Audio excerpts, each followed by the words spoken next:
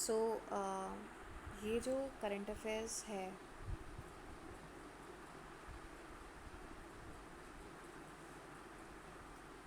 हम सब ने देखा है कि यूपीएससी जो है, यूपीएससी का पैटर्न काफ़ी चेंज हो रहा है 2022 से। अगर हम देखें, बात करें, तो 2022 से चेंजेस काफ़ी आ चुके हैं। क्वेश्चन पेपर का जो फोकस रहा है वो ज़्यादातर आपका conceptual clarity and current affairs oriented paper ज़्यादा रह रहा है। सो यहाँ पर मैं आपका डेली न्यूज़पेपर कवरेज करूँगी। थोड़ा होमवर्क आपको भी करना पड़ेगा। You would need to connect the dots of current affairs with your static portion, because this is how UPSC is asking for. ठीक है, we all know that coaching notes do not help, so the daily coverage would help. ये video YouTube पे for free रहेगा। बहुत से लोग newspapers afford नहीं कर पाते फाइनेंशियल प्रॉब्लम्स की वजह से। सो मैं ये न्यूज़पेपर डेली का जो है आप सबके लिए लेकर आई हूँ। टॉपिक्स कवर कर रही हूँ जो कि इम्पॉर्टेंट हो सकते हैं, एंड इससे आपको कहीं ना कहीं एक एनालिसिस भी मिल जाएगा कि if you want to do it by yourself also, तो आप किस तरीके से न्यूज़पेपर को कवर अप कर सकते हैं। बिकॉज आज के समय में merely reading weekly current affairs PT 365 would not help. हमने अभी 2025 का पेपर देखा था, and everybody was of the fact कि ये पेपर पूरा ही कंसेप्चुअल एंड लेंदी पेपर था। I am not going into the fact कि बहुत से लोग इसको कह रहे हैं कि पेपर बहुत ईजी था। पेपर में I will not evenly go into the prediction of what the cut off will be, because मैं ये नहीं प्रिडिक्ट कर सकती हूँ। बट पेपर बहुत लेंथी था और बहुत कंसेप्चुअल था। एक एक क्वेश्चन को प्रोसेस करने के लिए, उसको समझने के लिए, आई थिंक आपको काफ़ी 2 से 3 मिनट आप इन्वेस्ट आपको करना ही पड़ता उस क्वेश्चन पेपर में। सो एक एस्पिरेंट ही है जो कि एग्ज़ामिनेशन हॉल में क्या चल रहा है, क्या नहीं चल रहा है, जो स्ट्रेस है उसको समझ सकता है। बाहर बैठे लोग तो कहेंगे कि इजी है पेपर। सो एनीवेज़, हमें उसमें नहीं जाना चाहिए और हमें अपने नेक्स्ट ईयर के लिए खुद को प्रिपेयर करना चाहिए। और ये जो करंट अफेयर्स है अपकमिंग मेंस के लिए भी हेल्पफुल रहेगी। तो पहले जो टॉपिक है आपका, वो इन्वायरमेंट के बेसिस पे एंड टेक्नोलॉजिकल चेंजेस के बेसिस पे काफ़ी इम्पॉर्टेंट है। ये प्रीलिम बेस्ड हो सकता है। ये जो टॉपिक है ये प्रीलिम बेस्ड हो सकता है। अब इसमें जो है सिंगल यूज़ प्लास्टिक प्रोडक्ट्स को बनाने की बात हो रही है। ठीक है, polylactic acid, which is produced from sugarcane, is finding acceptance as an alternative globally. With a bit of policy support in India, PLA can replace synthetic polymer, the input for single plastic use. Okay, so we all know कि जो plastic है that causes varied environmental concerns, और concerns के चलते alternatives खोजे जा रहे हैं, टेक्नोलॉजिकल चेंजेस लाए जा रहे हैं। एंड ये जो है ये आपका साइंस एंड टेक, एंड उसके साथ साथ आपका इन्वायरमेंटल पर्सपेक्टिव से भी वेरी इंपॉर्टेंट है। क्वेश्चन ऐसे पूछा जा सकता है कि पॉलीलैक्टिक एसिड जो है वो शुगर केन से प्रोड्यूस किया जाता है या नहीं किया जाता है। सो इस कंटेक्स्ट में पूछा जा सकता है क्वेश्चन। ओके, ये कैसा प्रोडक्ट है? So it is an eco friendly single use product. Okay, India's first industrial scale biopolymer plant and 100% powered by renewable energy. So ये पूछा जा सकता है कि India's first industrial scale biopolymer plant which is supported by renewable energy कौन सा है। ठीक है, they can be varied questions जिसमें से फोकस इन थीम्स पे रह सकता है। So moving on to the next topic,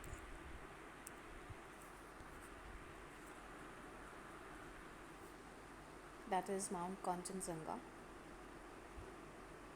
इसमें जो है ये मैप बेसिस से ज़्यादा इम्पोर्टेंट है।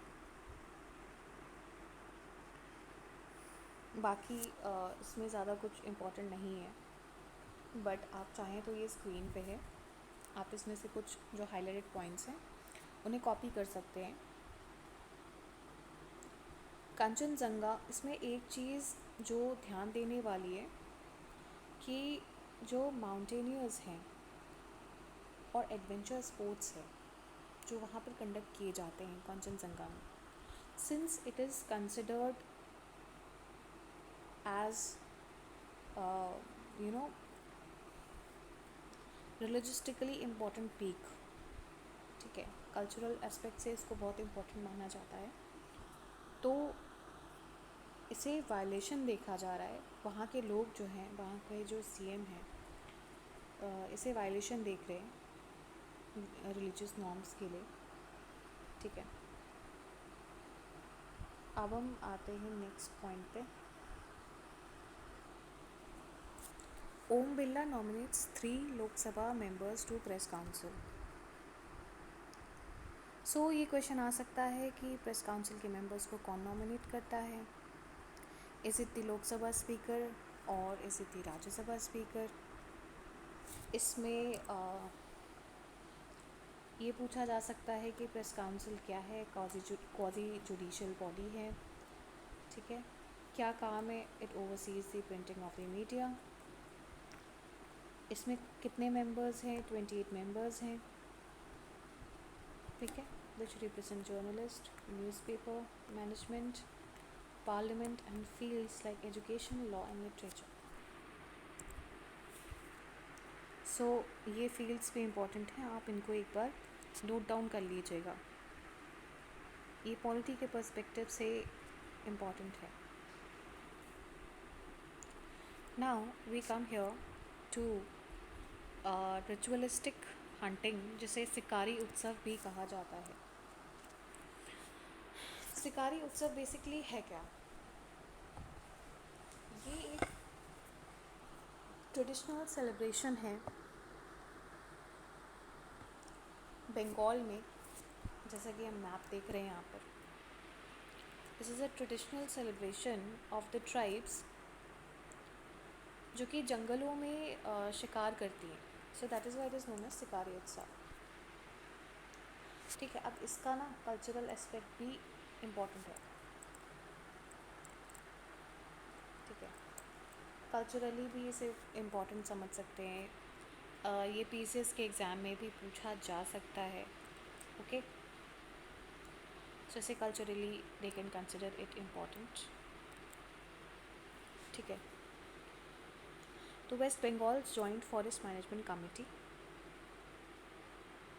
which are local community organization, work with state forest department to protect and manage forest, and due to this they have fostered community cooperations, improved forest cover and biodiversity and local livelihoods। इसके बारे में थोड़ा सा historically आप मतलब पढ़ लीजिएगा कि ये जो जॉइंट फॉरेस्ट मैनेजमेंट कमिटीज़ हैं ये क्या है। ये जो है ये आपका मेंस के पर्सपेक्टिव से भी इम्पॉर्टेंट हो सकता है कि बायोडाइवर्सिटी मैनेजमेंट कैसे होता है लोकल कम्युनिटीज़ की हेल्प से। सो ये पॉइंट आ सकता है। वैसे तो इसमें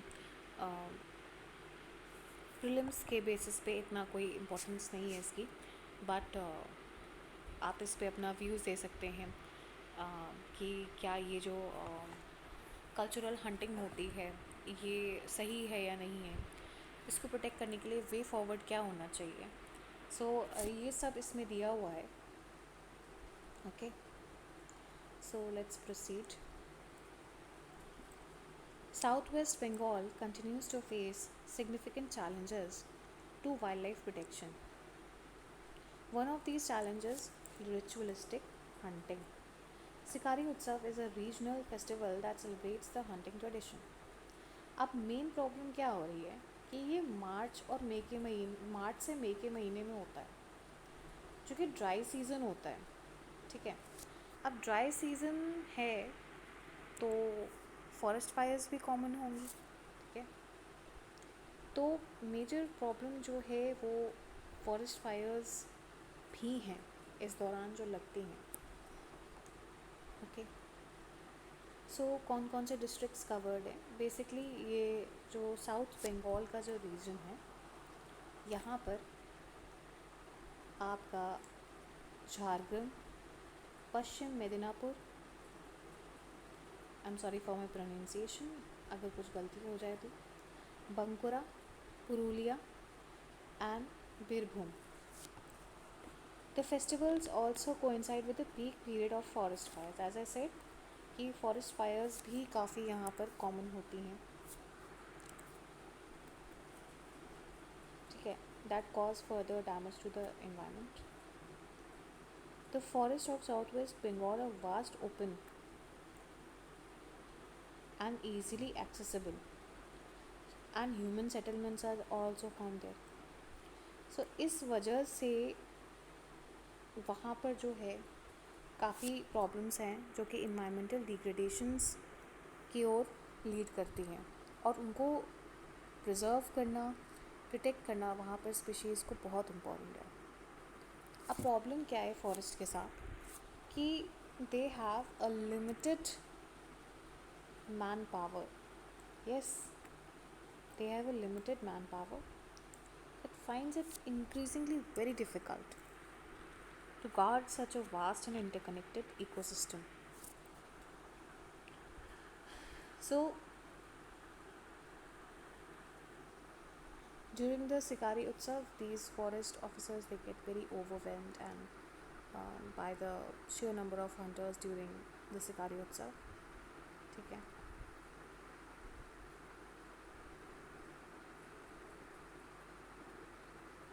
सो अगर हम इसके थोड़ा सा बैक में जाएं तो ये भी बोला गया है इसमें, देखिए यहीं पे लिखा है that traditional celebration harking back to the time when archery and shooting were celebrated. So ये वहाँ से शुरुआत इसकी हुई थी. ठीक है,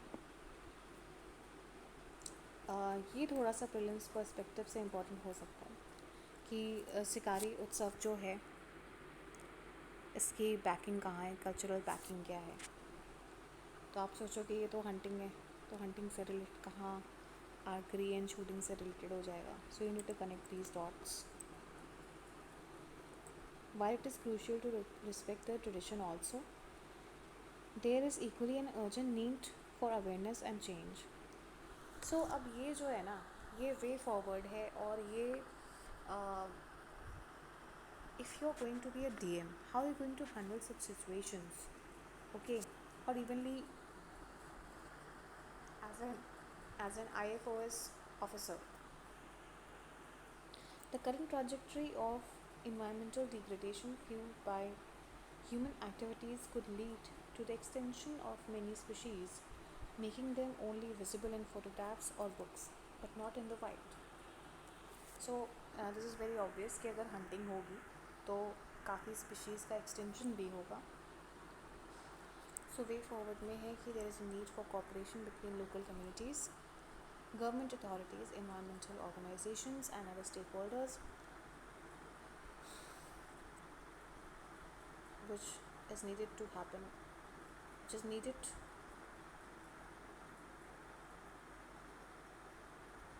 to be organized very effectively. I'm sorry for my words, but मैं ये पहली बार वीडियो बना रही एंड आप बस कंटेंट पे ध्यान दीजिएगा. I am trying my level best to deliver my words properly to you so that this can help you. The joint forest management model has shown that people can play a positive role in the forest conservation. So we must invest more time and energy in building awareness programs, ensuring law enforcement and forest protection, and strengthening infrastructure to prevent destructive practices from continuing. This can only happen through dialogue, education, and active involvement of all the stakeholders. The world we leave for future generations depends on our actions today.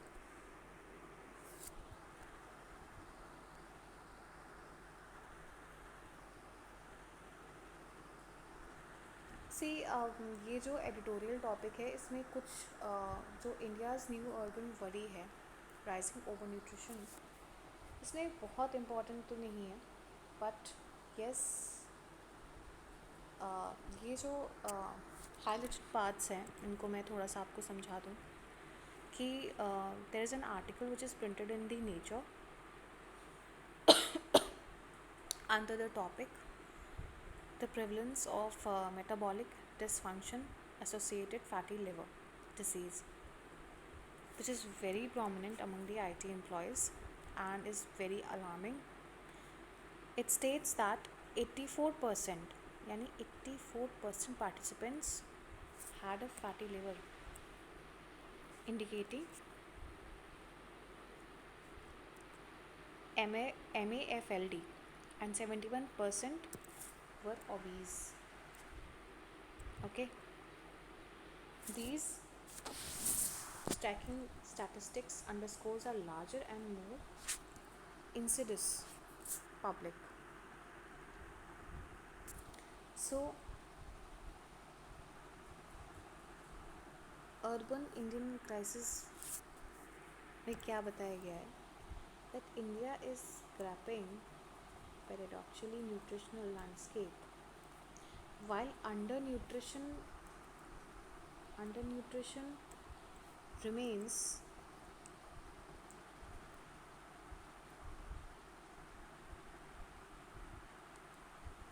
a concern in many regions. Overnutrition is now rapidly escalating in urban centers.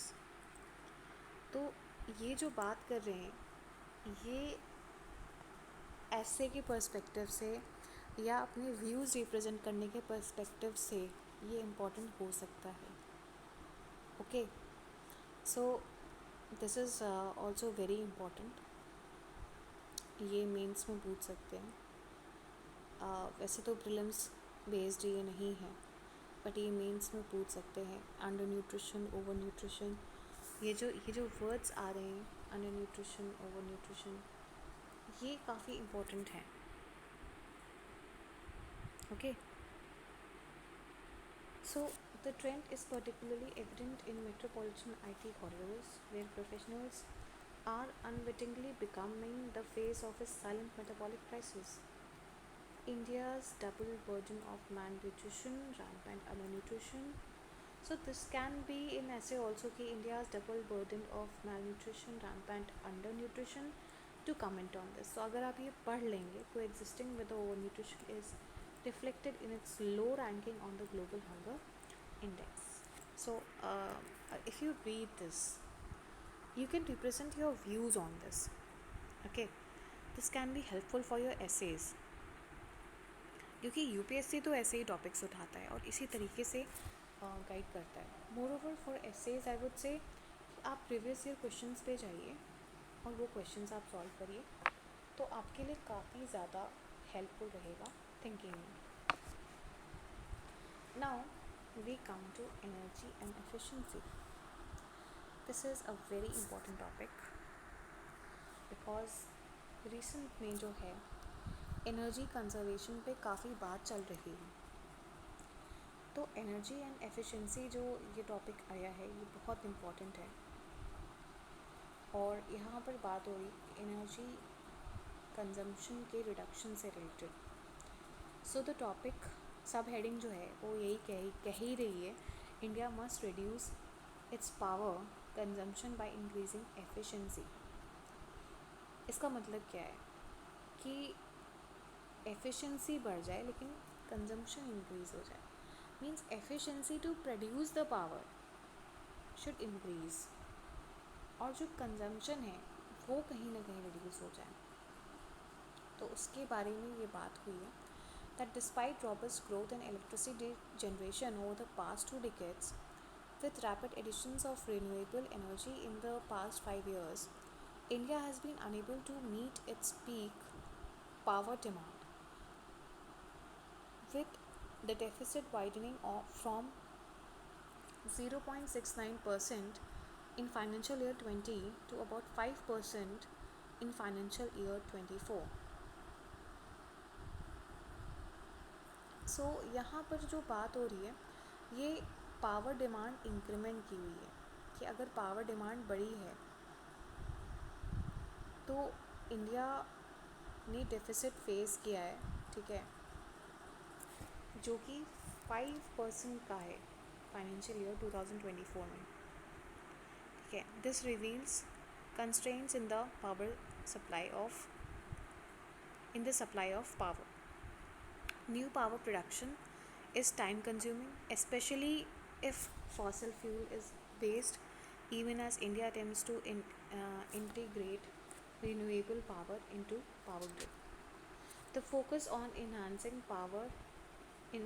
energy or efficiency holistically to reduce power demand, also the quietest and least expensive way to address rising power demand and climate change.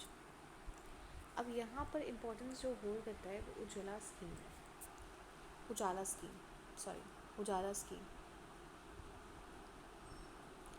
Ujala scheme has helped, please आप इसमें थोड़ा सा देख लीजिएगा उजाला scheme के ऊपर, उसके थोड़ा बैकग्राउंड के ऊपर देख लीजिएगा। What is the main M of the scheme, ठीक है, ऑब्जेक्टिव्स क्या क्या हैं। तो ये जो है ये पॉइंट ऑफ फोकस है और आपको थोड़ा ध्यान देना पड़ेगा। So it has help in breaking down the price of energy efficiency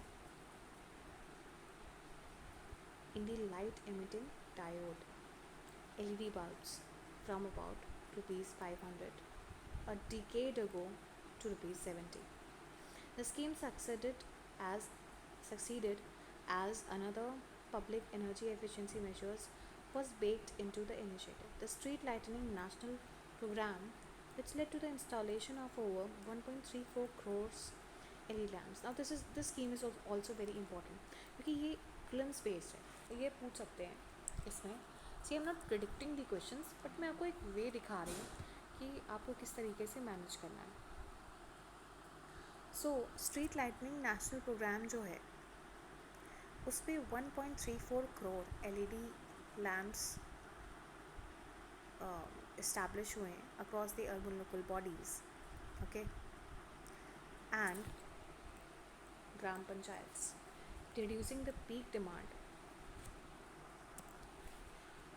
Now this has reduced the peak demand by over 1500 megawatt as of January 2025.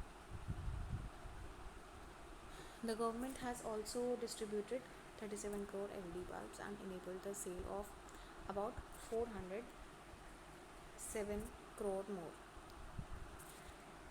अब ये जो एक फोकस पॉइंट आ जाता है यहाँ पर, that LED bulbs consume half the amount of power, यानी LED bulbs जो हैं वो कॉम्पैक्ट फ्लोरेसेंट लैम्प्स के से मुकाबले आधा पावर कंजम्पशन करते हैं। सो इस वजह से पावर कंजम्पशन भी कम हो जाता है और हमारा एम भी है पावर कंजम्पशन रिड्यूस करना। सो विच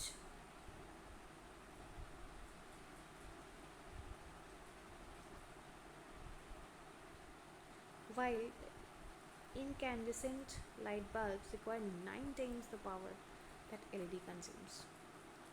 So ये जो टर्म्स है ना, ये फिल्म्स बेस्ड क्वेश्चन में आ सकता है कि LED bulbs कंज्यूम, जैसे इसे थोड़ा सा एक्सचेंज कर सकते हैं, स्वैप कर सकते हैं।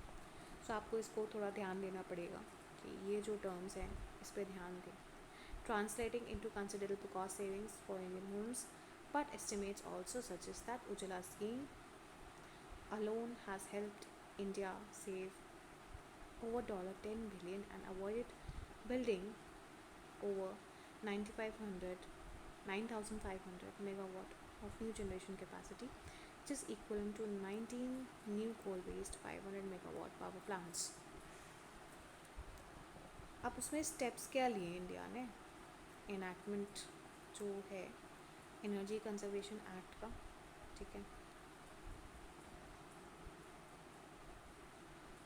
हुआ है 2001 में। एनर्जी कंजर्वेशन एक्ट का इनैक्टमेंट हुआ है 2001 में, ठीक है।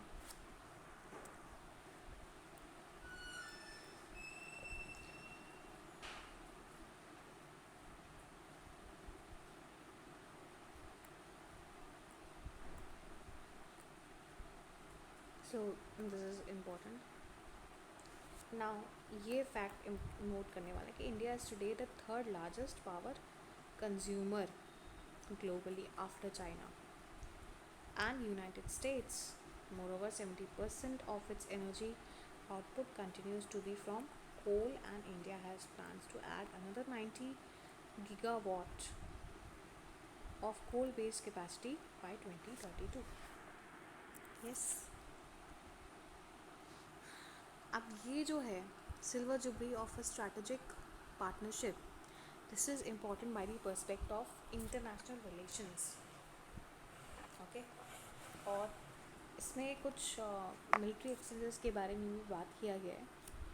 तो सबसे पहले क्यों इम्पोर्टेंट है, क्योंकि 25 years of strategic partnership India और जर्मनी के बीच में सेलिब्रेट की गई। 25 इयर्स हो गए स्ट्रैटेजिक पार्टनरशिप को।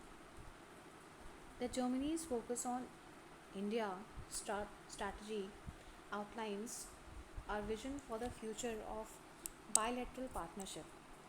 The new German coalition treaty, as well as early phone calls between German Chancellor Friedrich Merz and Prime Minister Narendra Modi, as well as German Foreign Minister Johann Vadeful with his Indian counterpart S. Jaishankar, speak a clear language that we will continue to build on this partnership and to closely coordinate with our Indian partners. So there are 4 pillars of it mentioned: peace, prosperity, people, and future of our planet. An area that has particularly thrived over the last years is our cooperation in the defense sector, which is very important. आज आप देखोगे तो prelims में जो है सबसे ज़्यादा focus defence पे ही है, डिफेंस एंड स्पेस टेक्नोलॉजीज़ पे ही है। 2025 में आपके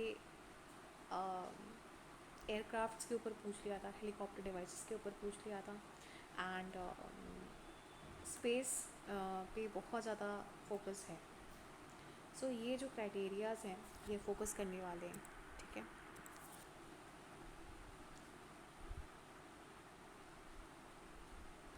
सो सुलूर एयरफोर्स स्टेशन कोयम्बतूर तमिलनाडु, इसके बारे में बात हो रही है।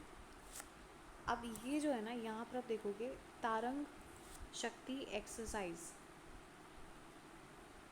ठीक है, ये एक्सरसाइजेस भी आज के समय में बहुत इम्पोर्टेंस होल्ड कर रही हैं।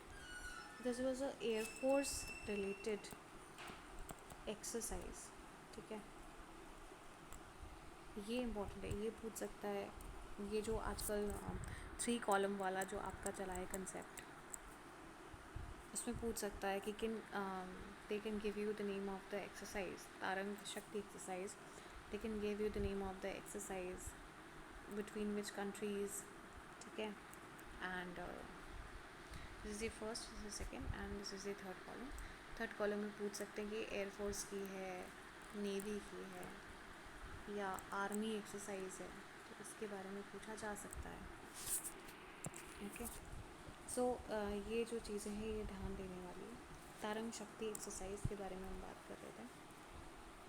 Air show, witnessing incredible air show off the Indian and German pilots whistling through the air with great skill, coordination and teamwork.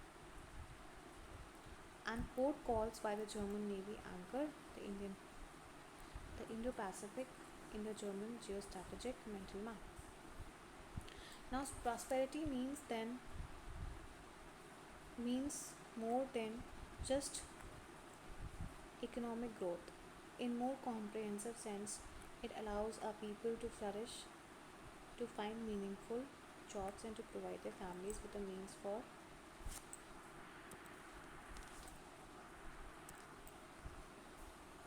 better future. तो यहाँ पर ग्लोबलाइजेशन के पर्सपेक्टिव में भी बात हो रही है. अब यहाँ पर नेशनल रेलवे कंपनी के बारे में बात की गई है, which runs the operations in Delhi. A growing number of Indian companies are also present in Germany. ठीक है. The name of the company is Deutsche Bahn.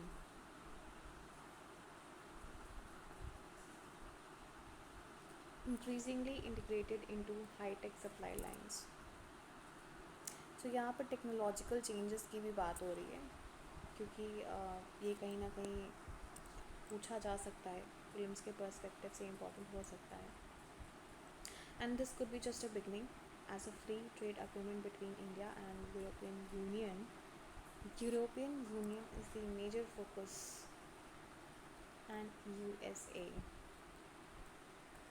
ये जो है, या देखोगे अभी ये मेजर फोकसेस हैं जिस पे यूपीएससी एक्सप्लोर कर रहा है. Okay. Science and technology are another part of the prosperity. So यहाँ पर साइंस एंड टेक्नोलॉजी की भी बात हुई, और ये जो टॉपिक है ये आपका इंटरनेशनल रिलेशंस के पर्सपेक्टिव से भी वेरी इंपॉर्टेंट है कि they can ask you in mains also.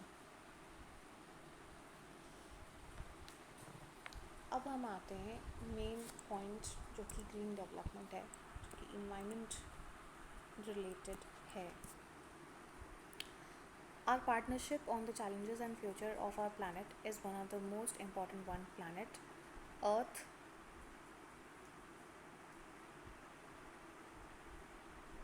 a partnership on the challenges and the future of our planet is the one of the most important. Planet Earth is our common ecological lifeline.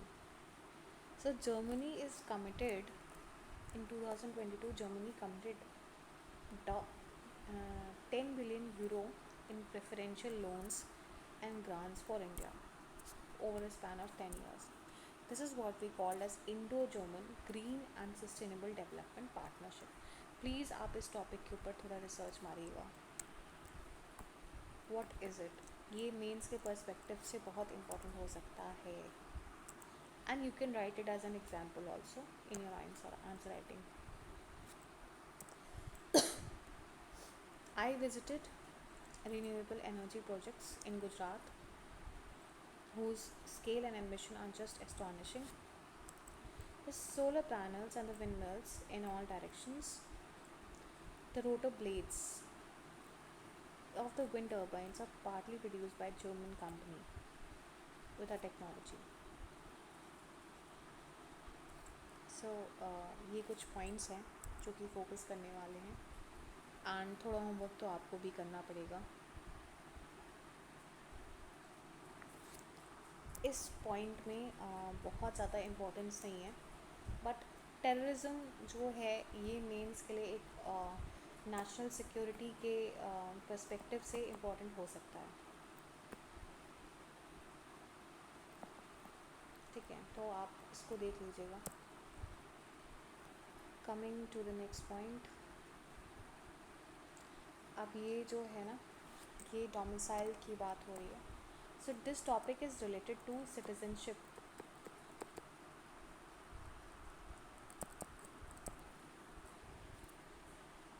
और इस type के topic से अगर question आ गया तो आप तो सीधे यही कहोगे कि ऐसा तो पॉसिबल हो ही नहीं सकता,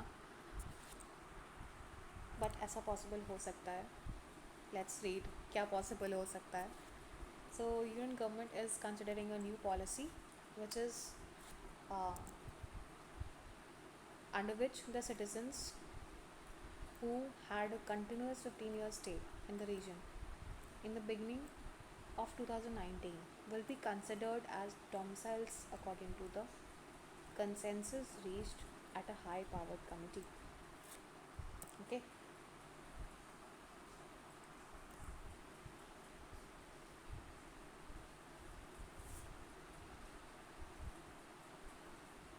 So this meeting was between civil and society leaders and the Ministry of Home Affairs officials. Any outsider who settled in Ladakh after its special status, along with that of Jammu and Kashmir, was read down.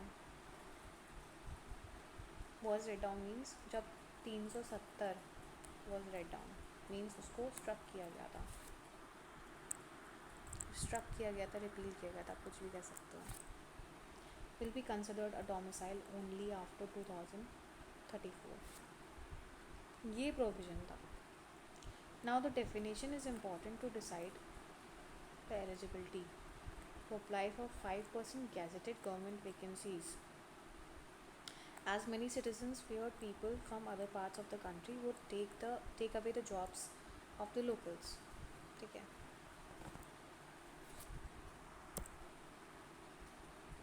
Ladakh became a union territory in 2019 without a legislative assembly.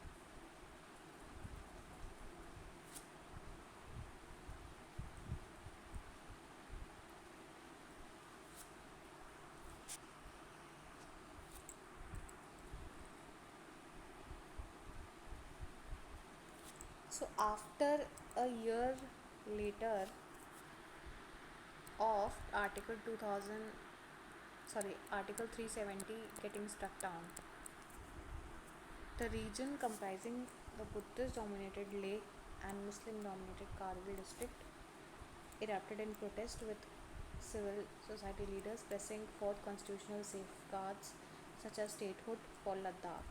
तो वहाँ पर statehood की demand हो रही है. ये अभी फ़िलहाल एक यूनियन टेरिटरी है, जैसे कि हमने अभी नीचे पढ़ा that it is without the legislative assembly. ठीक है. Inclusion of Ladakh in the 6th schedule of the constitution and giving it a tribal status. तो यहाँ पर जो है ना, यहाँ पर 6th शेड्यूल बहुत इंपॉर्टेंट है. 6th शेड्यूल ध्यान देने वाला है. ठीक है. For the job reservation for locals and a parliamentary seat each of Leh and Kargil. Chairing Dorje Lakurk of Ladakh Buddhist Association and co-convener of the Leh Apex body, which is a part of high-powered committee.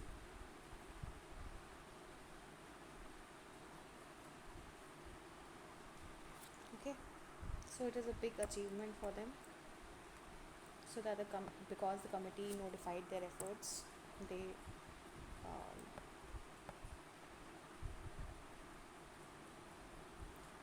now let's come to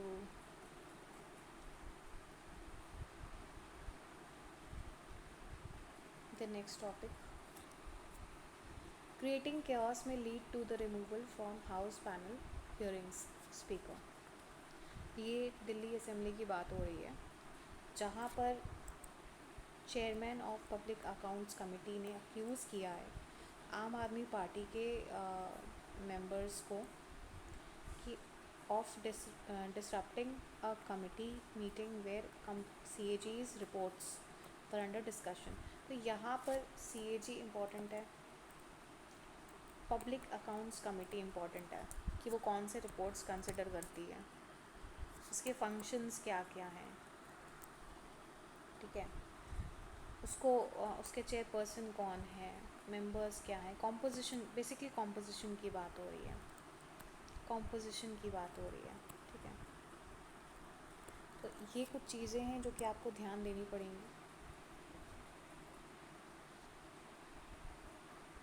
और ये क्यों ये मुद्दा उठा है, क्योंकि they claimed that miss Atishi cited Government of NCT of Delhi Amendment Act GNCTD Act 2021, asserting that it stripped the assembly and its committee of the powers to examine matters of the day-to-day administration. Okay.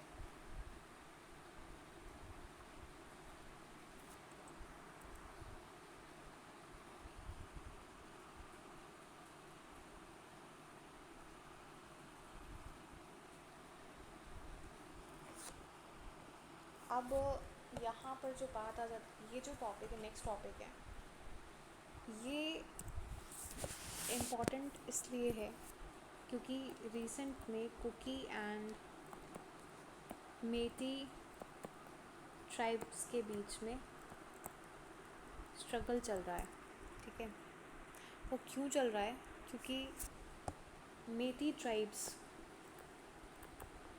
They are non tribal groups जिन्हें ST का status चाहिए, और उसको, और ये जो मेती tribe है ना, ये 64% ऑफ दी पॉपुलेशन कंप्राइज करती है इम्फाल वैली में। कहाँ पर? इम्फाल वैली में, ठीक है। तो अगर आप कमेंट करेंगे तो मैं इससे रिलेटेड कंटेंट भी पोस्ट कर दूँगी। So thank you and have a nice day. यहाँ पर हमारा जो 28 मई का करंट अफेयर्स है 2025 का, ये ख़त्म होता है। This is my very first video and at the last I would से कि आप चाहे तो सजेशंस भी डाल सकते हैं कि मुझे कहाँ इम्प्रूवमेंट करना है, because I believe in learning. Because मेरा ये मानना है कि कोई भी जो एज, आप किसी भी एज ग्रुप में हो, किसी भी एज ग्रुप में फॉल करते हैं, हम दूसरों से ही सीखते हैं। सो आप सजेशंस अपने दे सकते हैं कमेंट बॉक्स में। प्लीज़ मेरे एफ़र्ट्स को कंसिडर करिएगा and do subscribe my channel. Thank you.